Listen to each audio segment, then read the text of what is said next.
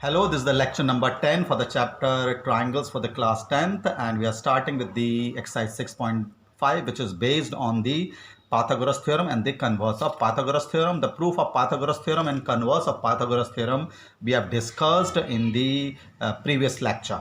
In the Pythagoras theorem, it is given that in a right angle triangle, the square of the one side is equal to the sum of the square of the remaining two sides, and in the converse of a Pythagoras theorem says if the square of one side is equal to sum of the squares of the remaining two sides, then the side angle opposite to the first side is a right angle. So question number 1, the three sides of the triangle are given, that is 7, 21, 24 and 25. So you have to find whether it is a right angle triangle or not, and you have to write the length of the hypotenuse.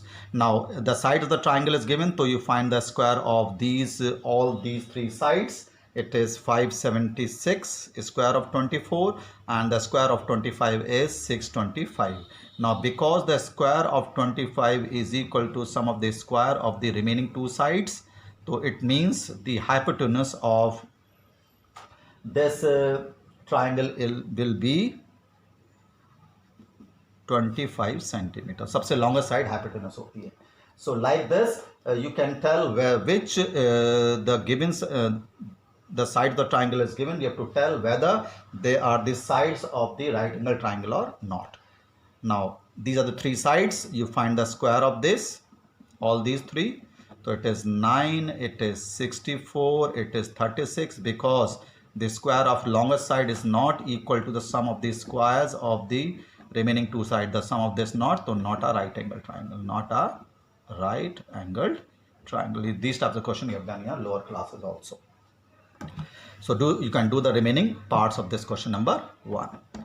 Now in question number 2, PQR is a triangle which is right angle at P, and M is the point and QR that such that there is a triangle PQR which is right angle at P. P per right angle है PQR. This type of question we have done in the proof of the right Pythagoras theorem. And M is the point on QR. M is the point on QR. And it is given that PM is perpendicular to this. ये आपको given है. तो क्या given है? Angle P is equal to 90 degree and PM is perpendicular to QR. ये आपको given है, और you have to prove that in this that PM square is equal to QM into MR. ये भी आपको लर्न कर लेना है कि इसका स्क्वायर दिस इंटू दिस के इक्वल होता है. पाइथागोरस तो ये prove that PR square is equal to QR into MR and PQ square is equal to QM into QR. ये भी अभी आ रहा है question. So when you have to prove that this square is equal to this into this, so it means you have to prove that these two smaller triangles are similar. So angle 1 is equal to angle 2, 90 degree. It is given, and angle 2 plus angle R also equal to 90 degree. Why they are 90 degree? Angle 2 plus R, because PMR is a right angle triangle and angle Q is 90 degree. Then the sum of the remaining two angles will be equal to 90.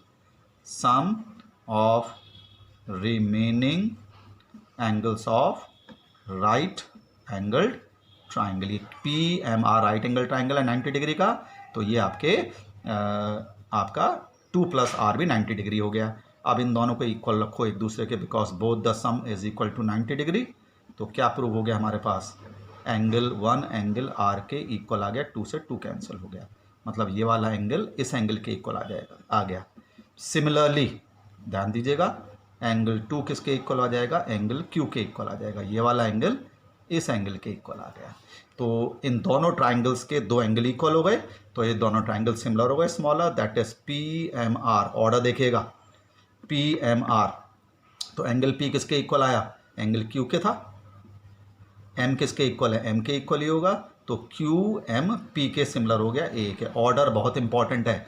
PMR अगर मैंने angle लिया, PMR इस triangle का ये वाला angle P इस angle के equal हमने लिखा, और इस ट्राइंगल का एंगल M और इस ट्राइंगल का एंगल M दोनों 90 डिग्री हैं, और इस एंगल का एंगल 1 और एंगल R बराबर है. देखो एंगल P और एंगल P इसके Q के बराबर है, और इस एंगल का P और इस एंगल R के बराबर है, ये वाला एंगल इसके. तो सिमिलर हो गए. Now they are on side PM upon QM is equal to MR upon MP PM M R upon P M is equal to P R upon Q M Q P, corresponding part of similar triangle are similar. तो हमें क्या लाना है, P M square लाना है। क्या लाना है, पी एम स्क्वायर। तो ये रहा, इसमें आ गया, तो आ गया P M square is equal to M R into Q M, that is M R into Q M. P M square is equal to Q M into M R, ये proof हो गया। वो तो हम एम पी स्क्वायर लिख सकते हैं, कोई प्रॉब्लम नहीं है। और क्यू एम को हम क्यू एम ही आ गया और एम आर को एम आर ए आ गया। This we have to prove. तो it is an important question, याद भी रख लेना है। राइट एंगल ट्राइंगल अगर ये परपेंडिकुलर तो इसका स्क्वायर दिस इंटू दिस के बराबर होता है। This is the question number 2 of the 5th exercise. Now in question number 3 of the same exercise, in the figure, this is the question we have done in the Pythagoras theorem. There is a right angle triangle which is right angle at, this is a right angle triangle which is right angle at A. There is a triangle ABD, ABD which is right angle at A, and AC is perpendicular to BD. AC is perpendicular to BD. So given, it is given that angle A is equal to 90 degree and AC is perpendicular to BD, and what you have to prove? We have to prove that AB square, this is AB square, पाथागोरस में prove करा था, AB square is equal to BD into BC आएगा, BD into DC, this you have to prove. Then in the next part you have to prove that AD square is equal to, third part है, AD square will be equal to, naturally BD will be equal to CD, BD is equal to CD, and third part में जो अभी हमने prove करा AC square is equal to BC into CD, ये हमें इसका second part prove करना है, इसका स्क्वायर इसके बराबर। तो third part we have already proved, second part and first part we had proved in the Pythagoras theorem. So to prove that AB square is equal to BD into AC, तो हम triangle prove करेंगे BAD and triangle BCA को similar. कैसे, angle B किसके, angle B के equal है और angle इसका ए और इसका एंगल सी 90 डिग्री का है। तो कौन सा ट्राइंगल, बी ए डी किसके सिमिलर हो गया, ट्राइंगल बी सी ए के सिमिलर हो गया। Triangle B A D similar हो जाएगा, हम कौन सा कर रहे हैं, B C D, B C A को सिमिलर कर रहे हैं, ए से सिमिलर हो गया। अब सिमिलर हो गया तो क्या लिख सकते हैं हम, A B upon B C is equal to A D upon A C is equal to B D upon A B. वही A B upon B C is equal to A D upon A C is equal to B D upon B A. तो किस में आ रहा है, इसमें आ रहा है square, therefore it become A B square is equal to B C into B D, B C into B D हमने पाइथागोरस थ्योरम में करा था, B C into B D के बराबर होता है। सिमिलरली कौन कौन सा ट्राइंगल सिमिलर हो जाएंगे, ट्राइंगल डी ए बी, ध्यान दीजिएगा, D A B similar to D C A by A similar हो जाए। क्यों, एंगल डी कॉमन है और बी डी ए बी में 90 डिग्री और डी सी बी ये 90 डिग्री, डी सी ए, तो ए से सिमिलर होगा, तो वही A D upon D C, A D upon D C is equal to A B upon A C, A D upon A C is equal to B D upon A D, B D upon A D. तो इन दोनों को लेकर के आ गया, this is कितना आ गया, ए डी स्क्वायर कितना आ गया, B D into C D, B D into C D. तो ये लर्न ही करना था, B D square is equal to C D into B D. And the last part of this which is you have to prove that A C square is equal to this into this, B C into C D, ये हमने अभी last question में करा है। ये छोटे वाले triangle को सिमिलर कर देना है आपको, ठीक है। You try the last part yourself, we have done in question number 2. Now this is the question number 3 we have done. Now in question number 4, it is a very simple question. It is given that there is an isosceles triangle right angle at C, isosceles triangle right angle at C.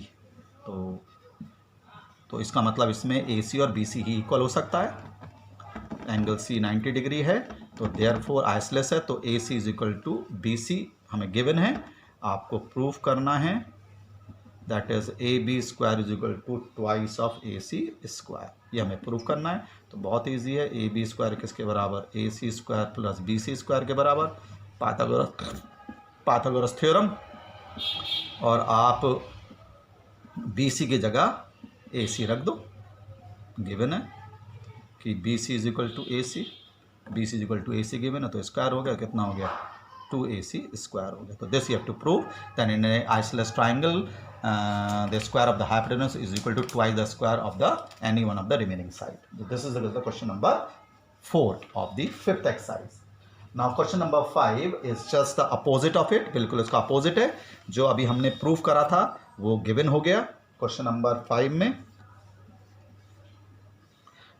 it is given that there is a triangle, isosceles triangle. Then you have to prove that AC square, AB square is equal to, given क्या है, AB square square twice of AC square के बराबर है.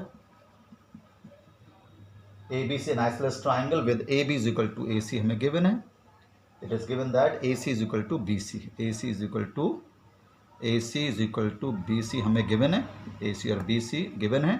और आपको ये prove करना है कि ABC is right angled triangle prove करना है. तो हमें क्या गिवन है, A B square is equal to 2ac square हमें गिवन है.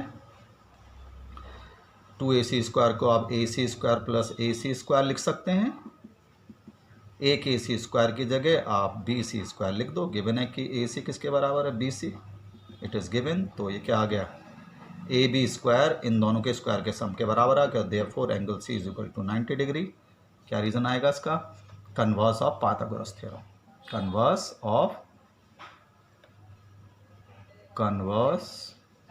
of Pythagoras theorem. What is the converse of Pythagoras theorem says that if the sum of the square of the two side is equal to sum of this is equal to square of the third side, then the angle opposite the third side is a right angle. A converse of Pythagoras theorem. This is the question number 5. Now in question number 6 says that ABC an equilateral triangle of side 2a. ABC is an equilateral triangle of side 2a. तो 2a side 2a given है, and you have to find the altitude पता करना है इसका. find the altitude. तो altitude draw करिए इसमें एक. AD is altitude. तो altitude जो है इक्विलेटरल ट्राइंगल का बेस को बाइसेक्ट करता है. तो गिवन क्या है, equilateral triangle of side 2a, और टू फाइंड करना है इसका altitude. Let AD is perpendicular to BC. तो therefore BD is equal to DC is equal to 2/2 is equal to A, because in equilateral triangle altitude bisect the base also. Base को bisect करता है. तो अगर ये 2a है तो ये a और a हो गया. अब इसमें आप पाइथागोरस थ्योरम लगा लो. AC square is equal to AD square plus DC square. Pythagoras theorem. AC 2a है, AD हमें पता लगाना है, और DC हमारे पास a है. तो कितने के इक्वल आ गया, 4a square minus a square is equal to AD square, and 3a square is equal to AD square. तो under root 3a square is equal to AD, which implies that AD will be equal to root 3 into A. So if the side of an equilateral triangle is 2a, then its altitude is equal to its root 3 into A. This is the question number 6 of this exercise 6.5. Question number 6. Okay, we'll continue in the next lecture. Thank you.